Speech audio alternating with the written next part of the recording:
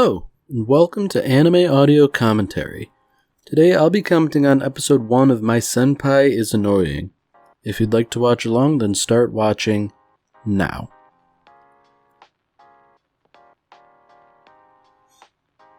So as I understand it, this anime came out relatively recently, like a couple years ago, and it kind of caught my eye at the time.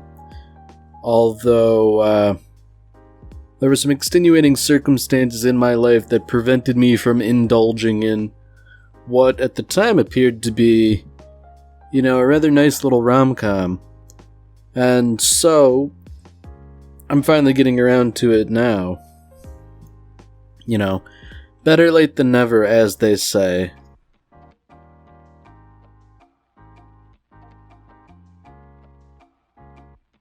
Now, admittedly, I don't know too much about the premise going in other than the character here.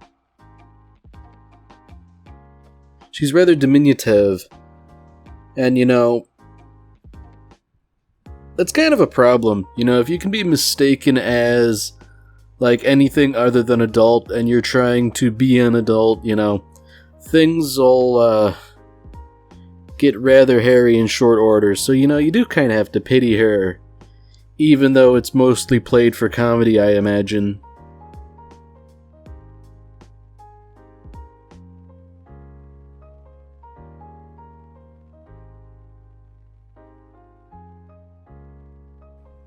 I get that this whole thing is probably going to be pretty lighthearted through and through, but I don't know, there's something about the way it's animated, like all the, the bright colors. It seems cheerful. And, I think that's something I want in my life right now. Something cheerful and lighthearted.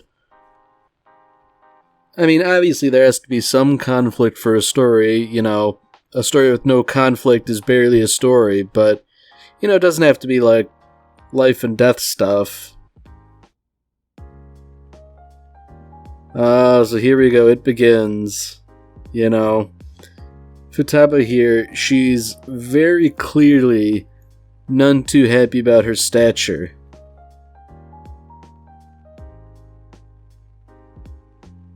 Okay. Alright, maybe this is just my misconception here, but I had assumed that this would have been Igarashi's first day at work, but it seems as though, she was talking about a presentation. This is certainly not her first day, but she's working towards, a full-fledged status or something. She's sort of on like a trial period or something like that, or I don't know, maybe she's an intern or something.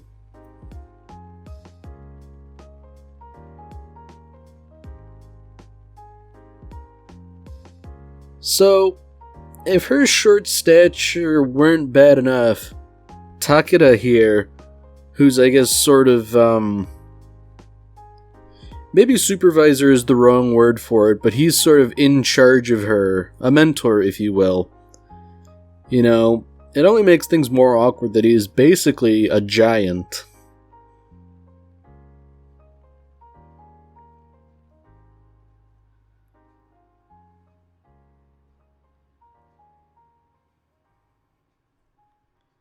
I mean, I guess from her perspective, things are kind of understandable that she would be sort of intimidated by dealing with him.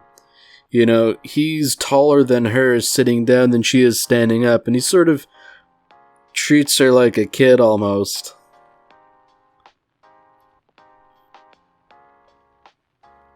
I'm wondering if this is the sort of crux of the title here.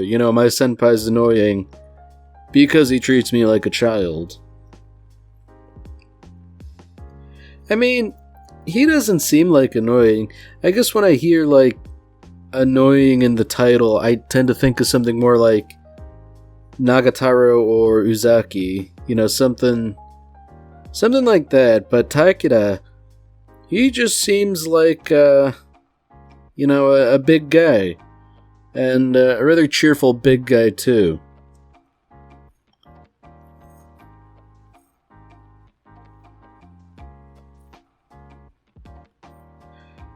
Now, Igarashi, she does seem very fixated on appearing as an adult.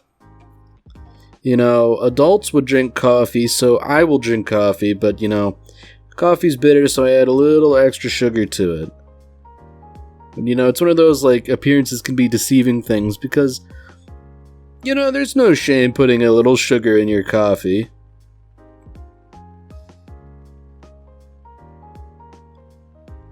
Yeah, you know, something tells me that Igarashi, even though her attitude, I guess, is kind of normal, she's right in line with her coworkers in that there seems to be something kind of off about all of them, you know? Just like carrying around an empty liquor bottle just to pretend as though you're drinking liquor on the job. That seems as though it's a recipe for disaster more than anything else. I mean, I'm sure that's not a cultural difference where it's, you know, it's okay to get hammered on the clock, but...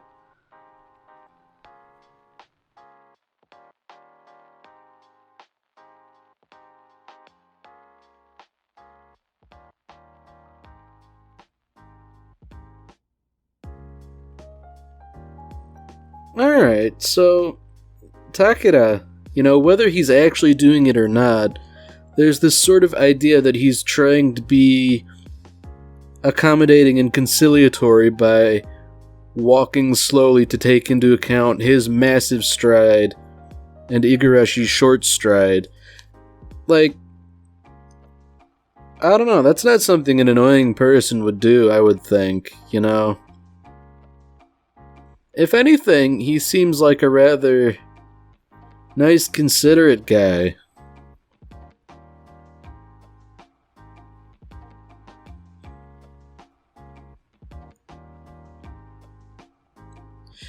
I mean, you know, he's even sort of like looking over his shoulder to make sure she doesn't get too far behind. Because, you know, I'd imagine if you're walking all day and visiting clients, that's a lot of activity, especially if you're wearing a suit like that.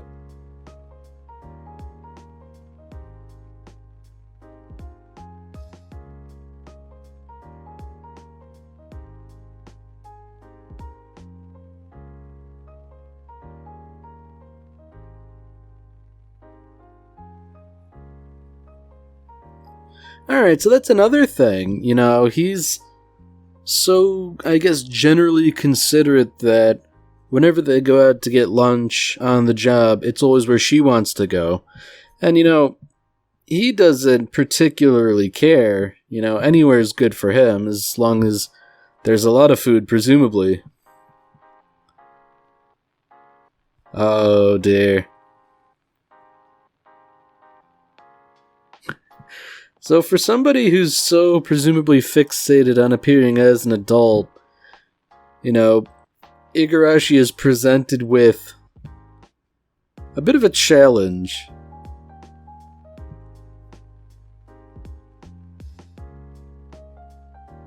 Man, what would she do without Takeda Senpai to just sort of, you know, watch out for her a little bit?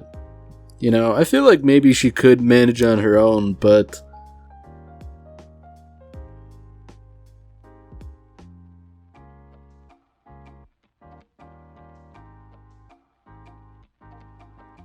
Alright, so that's an interesting little tidbit here. This is her second year, and it seems as though she's sort of, I guess walked into a trap by sort of bragging about how she's been here a while, you know, well, hey, why don't you lead a presentation to the client? Personally, that's not something I would be volunteering for, but I don't know. She seems more driven in this regard, especially to becoming a full-fledged salesperson, as she puts it. I mean, that said, you know, just sort of like an impromptu presentation. You know, sure, she did prepare the actual slides and all that stuff, but suddenly having to lead it, that's a lot of weight. Now, fortunately, Takeda is here to pick up the slack. You know, he's probably not doing it just for her, but... man, he's not annoying at all. He's a good guy. He's going out of his way to try and set it up so that she can succeed. And you know what? It seems like he did a pretty good job.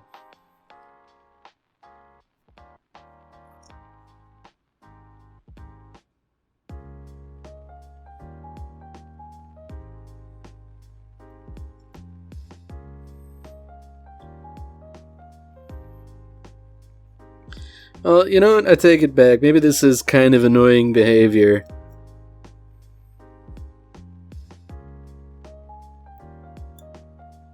I guess it is also sort of embarrassing that they got caught by a coworker too. That's it's not something that really has an easy explanation. Can you really just say her hair is so easy to tussle? I just had to do it. Would that be accepted? I'd imagine HR would take a dim view of something like that. But on the other hand, can you blame the guy too much? They're taking the train and she's just sort of falling asleep on him like that.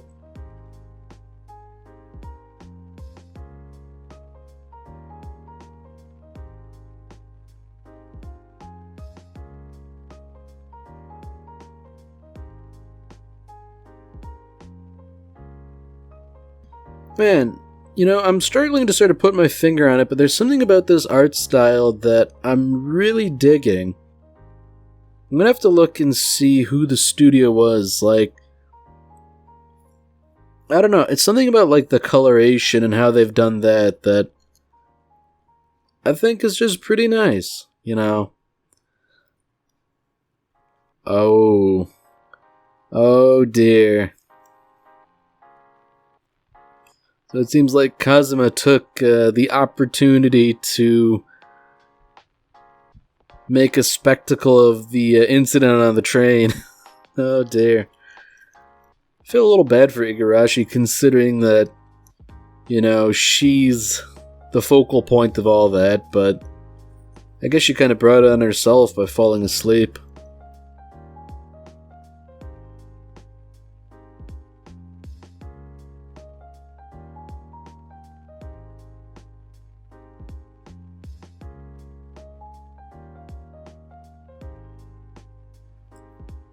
Alright, so the plot thickens a little bit. It seems like Igarashi has a pretty good relationship with her grandfather, although he does seem to be a little protective.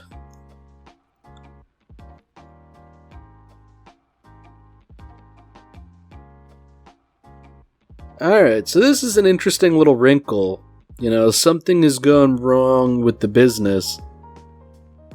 And it looks as though it was Igarashi's fault. It seems as though she made a bit of a mistake with Microsoft Excel. Alright, yeah, this is bad. She didn't check things over with Takeda, and she just sort of placed the order. Yeah, that's a real doozy, and man, I know if I were in that position, I would be none too happy about having made that mistake. But, man, bless his heart, Takeda saying, you don't, we don't have the luxury to be sorry and all that, we have to go apologize to the client. Don't apologize to me, apologize to them. And I suspect his reasoning is going to be something like, I'm sorry, I appeared to be too busy for you to approach me.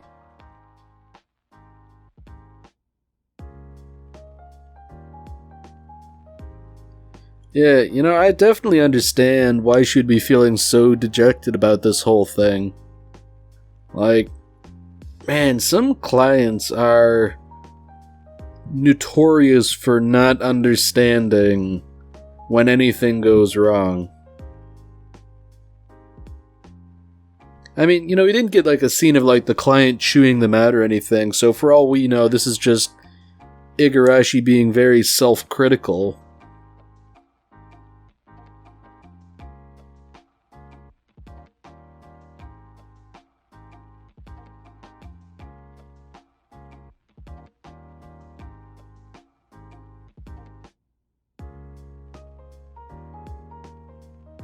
Man, I think this anime is misnamed. It should be called My Senpai is a pretty good guy. Considering that he seemed to have dropped by at just the right time to give her the last can of her favorite drink. And that's probably something that was sorely needed at a time like that.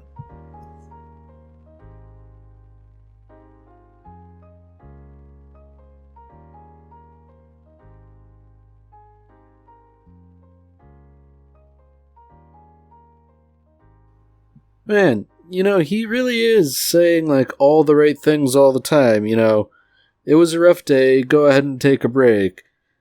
With, I guess, the tacit implication being that he'll pick up the slack in the meantime.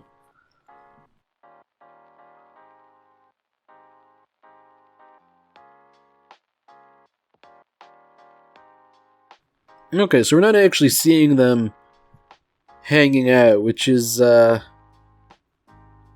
don't know, I thought that would have been nice to see, her and her co-workers spending time together. Man, it really isn't Igarashi's day, is it? If that whole business with the client happened and then she forgot her train pass. Oh, I think I know where this is going. Yeah, there we have it. Somebody's having a late day at the office. I've had many days like that, and let me tell you, I do not relish them at all.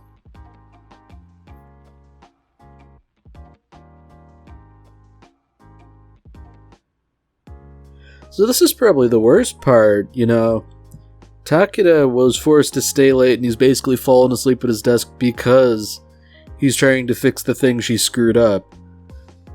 But I'm hoping she'll sort of, rather than let this get to her, this will be a sort of, a galvanizing force here that will encourage her to do better.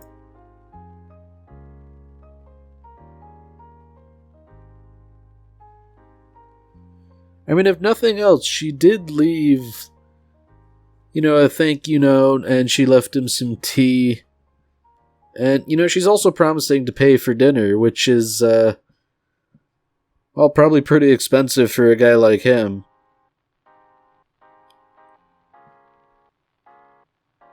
Yeah, this is nice. She's back to her usual self, and she's being more forthright about basically getting him to check over stuff so this sort of thing doesn't happen again.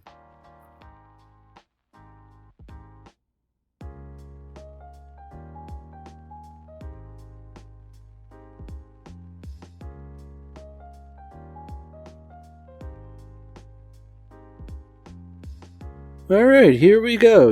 Not only does she fix the problem, she brings it to the clients with additional information, a new proposal. And what's more, they're actually going along with it. I mean, I feel like this is a bit, like optimistic wish fulfillment kind of stuff, Clients being notoriously stubborn, but you know what? I'll take it. This is nice and sweet.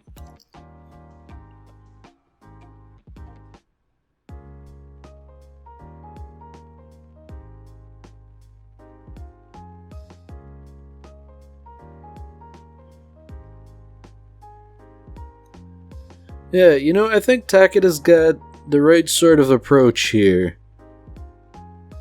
Not only is he making it clear that she has made up for her mistake spectacularly, but, he's also offering praise when she has done good.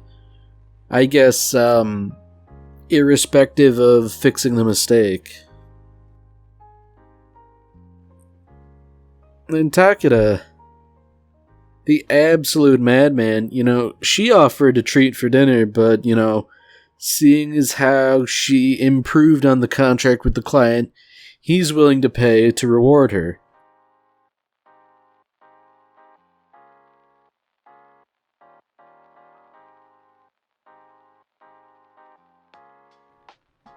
Alright, so this is where things get interesting, you know.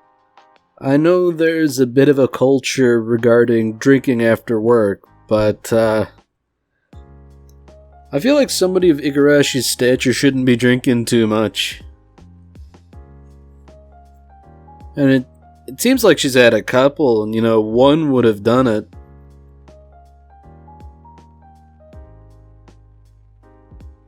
Yeah, you know, I really don't like to drink too much, just because it makes me mean, but in Igarashi's case, it seems like she's being a little loose-lipped.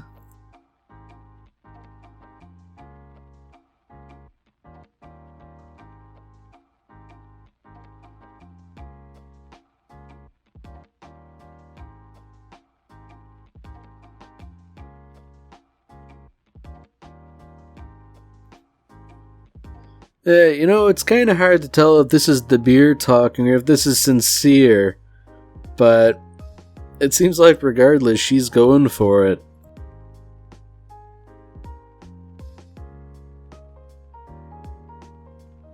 Of course, you know, the relationship she has with Senpai isn't exactly what she assumed it might have been.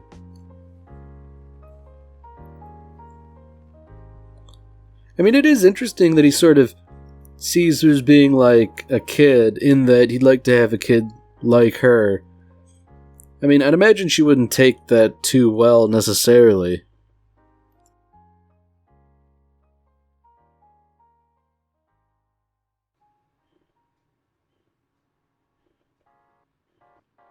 Oh, wow. Wow, that was some real vulnerability. You know, I'm glad they let that sit for a second before sort of starting to play it for laughs. Wow, that was something. What an ending.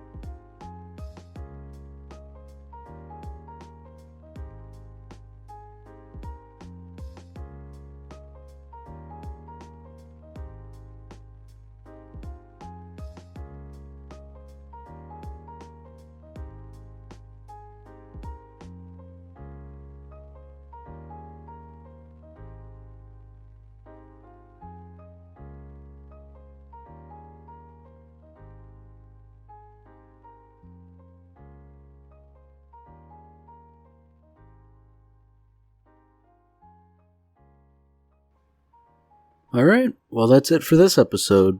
If you've enjoyed it, then by all means, tune in for the next one. See you, Space Cowboy.